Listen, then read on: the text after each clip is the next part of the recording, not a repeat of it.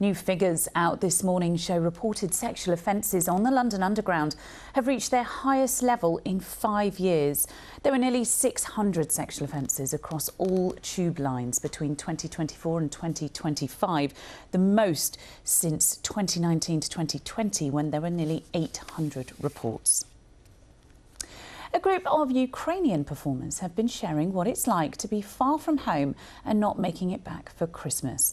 A play being staged in Berkshire is made up of many who were forced to flee after Russia's invasion 3.5 years ago. Those behind it say there's been tears and laughter as they've come together to reminisce about the past whilst being separated from their loved ones. The war will come to an end.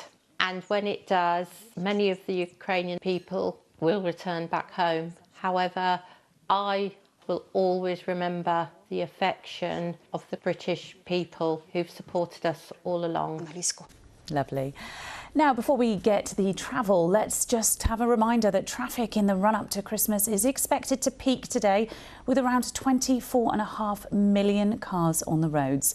The AA is predicting this year will see the busiest Christmas getaway on record. There has been an upwards trend since the relaxing of coronavirus travel restrictions.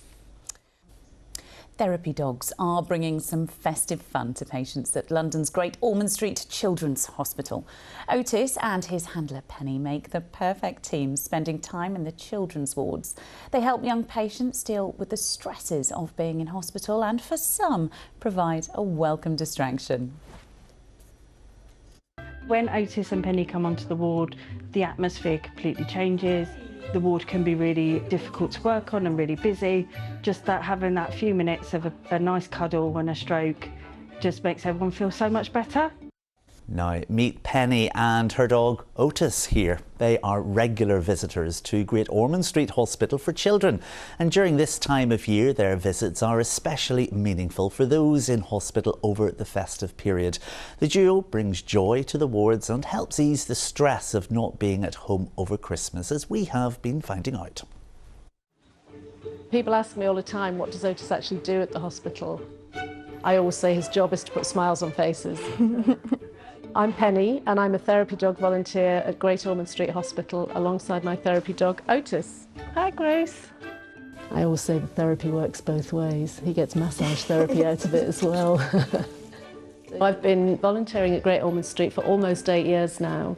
I started with my therapy dog Hoover and then have been doing it with Otis for the last 4 years. The reason I started was because I wanted to give something back after my daughter was a patient here when she was a toddler. Thank you for coming up to see us today. How do you like having Otis and the other therapy dogs? They help me from the pain. He's a good distraction. Yeah. And sometimes it's just nice to have a cuddle, isn't it? Just have some company in the room. What makes Otis such a good therapy dog is that he has always been incredibly chilled and very calm. This is such a positive, uplifting place. Very optimistic, very hopeful and very joyful, and we're just a very small part of that.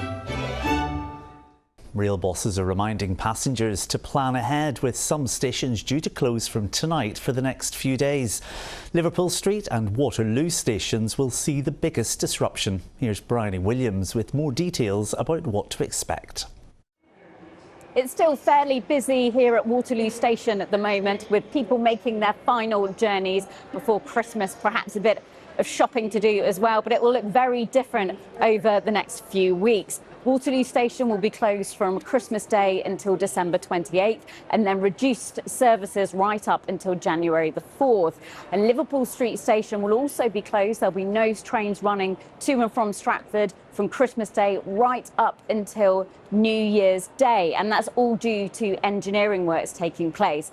And if you're thinking of travelling to the northwest or Scotland, there'll be a severely reduced service and disruption from Christmas Day right up until the middle of January, as there'll be engineering works being carried out on the West Coast main line. Rail bosses say that these engineering works are vital. period between Christmas Day and when everyone goes back to work in the new year is the quietest period on the railway. In some areas, you're talking around 50% of normal passenger numbers. So for the massive work we need to do this Christmas, for instance, if you're looking at, say, Waterloo here at Liverpool Street or on the West Coast Main Line, it absolutely is the most logical time of year to do it.